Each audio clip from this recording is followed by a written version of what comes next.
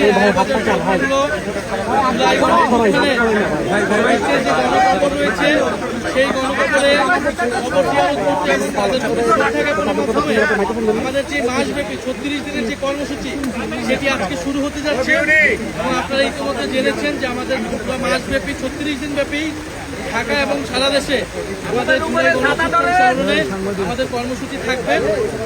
এবং প্রিয় সাংবাদিক ভাই বোনেরা এবং প্রিয় দেশবাসী, আজকের এই দিনে আমরা শ্রদ্ধার সাথে স্মরণ করছি আবু সাঈদ, শহীদ আবু সাঈদ, মুগ্ধ, ওয়াসিম, পাঠান ফায়াজ, রিয়াকব সহ জুলাইয়ের যেই 1400 শহীদ এবং 30,000 যারা আহত রয়েছেন, জুলাই যোদ্ধা যারা রয়েছেন তাদেরকে আমরা শ্রদ্ধাভরে স্মরণ করছি।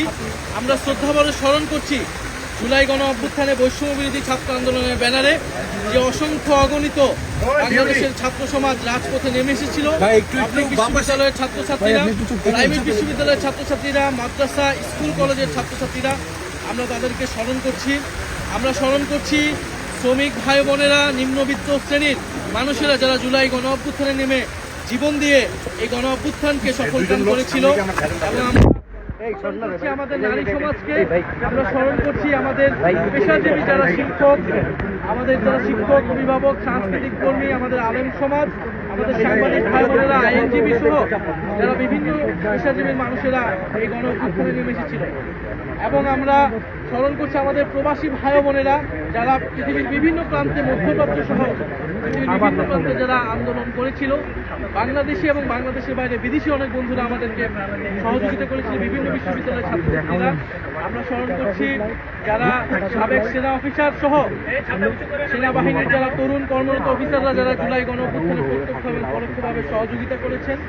আমরা তাদেরকে স্মরণ করছি জুলাই গণ অভ্যুত্থানে যারা যেখান থেকে আমাদেরকে এই গণ অভ্যুত্থানে অংশ নিয়েছেন, সহযোগিতা করেছেন, আমরা তাদেরকে স্মরণ করছি।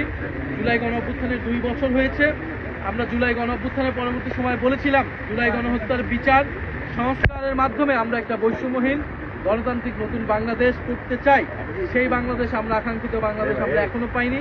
আপনারা জানেন গতকালকে ট্রাইব্যুনালের একটি বিচারের রায় এসেছে, কিন্তু দুঃখজনকভাবে সেই রায় বাংলাদেশের জনগণকে সন্তুষ্ট করতে পারেনি। মনে করি সেই রায়ের মাধ্যমে আমরা যারা জুলাই গণ অভ্যুত্থানে অংশ নিয়েছিলাম, যারা শহীদ পরিবার, যারা আহত যোদ্ধা রয়েছে, তারা কোনো ন্যায় বিচার পায়নি। হাসানুল হক ইনু, যিনি জাসদের সভাপতি ছিলেন, যিনি আওয়ামী লীগের সহযোগী যেই অ্যালায়েন্স ছিল সেটার অংশ ছিলেন, তিনি কিন্তু জুলাই গণ অভ্যুত্থানে প্রত্যক্ষভাবে গণহত্যায় মদত জুগিয়েছিলেন। গণহত্যার যে সিদ্ধান্ত ছিল, শেখ হাসিনা যিনি প্রধান সিদ্ধান্তকারী ছিলেন, তাকে সর্বাত্মকভাবে সহযোগিতা করেছেন। বলে আমরা মনে করি তাকে যে 10 বছর করে 3টি মামলা সাজা দিয়েছে, এটা এনাফ নয়, এটা যথেষ্ট নয়। আমাদের আবেদন থাকবে রাষ্ট্রপক্ষ যাতে এটা আপিল করে এবং আমরা তার কঠোর থেকে কঠোর বিচার প্রত্যাশা করছি। সরকার আসার পরে মাত্র 2টি মামলার রায় আমরা পেয়েছি এবং তদন্ত কার্যক্রমে রিপোর্ট দাখিলে আমরা দেখছি। বলে আমরা আশা করব যে সরকার এবং ট্রাইব্যুনাল দ্রুত সময়ের মধ্যেই বিচার নিষ্পন্ন করবে এবং অলরেডি শেখ হাসিনার মামলার রায় হয়ে রয়েছে। আমরা আশা করব যে শেখ হাসিনাকে সহ জুলাই গণহত্যাকারী এবং ওসমান হাদির হত্যাকারী যারা ভারতে পালিয়ে রয়েছে তাদেরকে দেশে এনে বিচারে কাঠগড়ায় দাঁড় করানো হবে এবং শেখ হাসিনার ফাঁসির রায় সেটি কার্যকর করা হবে। এবং শহীদ পরিবারদেরকে যেই প্রতিশ্রুতি দেওয়া হয়েছিল, তাদের আর্থিক সহায়তা, জুলাই যোদ্ধাদের পুনর্বাসন, সেই সকল কার্যক্রম যাতে যথাযথভাবে পালন করা হয়। আমরা যে কবরস্থানগুলো আজকে আসলাম এবং সারা বাংলাদেশে যে কবরস্থানে সংরক্ষণ করার একটা পরিকল্পনা ইন্টারিম গভর্নমেন্টের সময় নেওয়া হয়েছিল, কিন্তু এই কর্মসূচিটা পালন করা হয়নি, এই কার্যক্রমটা পালন করা হয়নি। ফলে আমাদের দাবি থাকবে যাতে কবরস্থানগুলো সংরক্ষণ করা হয়। আর প্রিয় সাংবাদিক ভাই বোনেরা, আমাদের যে অন্যতম দাবি যে জুলাই সনদ বাস্তবায়ন, সংস্কার বাস্তবায়ন, গণভোটের রায় অনুযায়ী সংস্কার বাস্তবায়ন। আমরা দেখলাম এই নির্বাচনের যে গণভোট এবং নির্বাচন অন্যতম কমিটমেন্ট ছিল রাষ্ট্র কাঠামোর সংস্কার, বৈষম্যহীন বাংলাদেশ, আমরা এই সংস্কার এখনো পাইনি। ফলে এবারের জুলাই গণ অভ্যুত্থান যে উদযাপন, সেটা বার্ষিকী পালনের আমাদের অন্যতম মোটো হচ্ছে গণহত্যার বিচার এবং সংস্কার বাস্তবায়ন। আমরা সরকারের প্রতি আহ্বান জানাচ্ছি, শুধু নামকস্তে জুলাই গণ অভ্যুত্থান পালন করলে হবে না। জুলাই গণ অভ্যুত্থানের যে আকাঙ্ক্ষা, সংস্কার বাস্তবায়ন, গণভোটের রায় বাস্তবায়ন করে সরকারকে প্রমাণ করতে হবে সরকার জুলাই গণ অভ্যুত্থানের পক্ষে আছে, জুলাই গণ অভ্যুত্থানের সাথে আছে।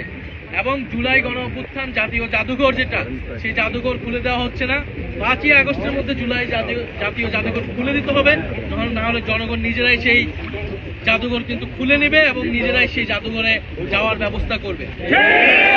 আমরা দুঃখজনকভাবে দেখছি যে ইন্টারিম গভর্নমেন্টের সময় এই পুরা 36 দিন ব্যাপী সরকারের নানা রকম কার্যক্রম এবং স্মৃতি কার্যক্রম ছিল। আমরা এই সরকারের পক্ষ থেকে এখন পর্যন্ত আনুষ্ঠানিক কোনো কার্যক্রম আমরা দেখতে পাচ্ছি না এবং আমরা কোনো ধরনের তাদের কর্মসূচি ঘোষণা দেখতে পাচ্ছি না। ফলে আমরা আশা করবো সরকার দ্রুত সময়ের মধ্যে এটা ঘোষণা করবে।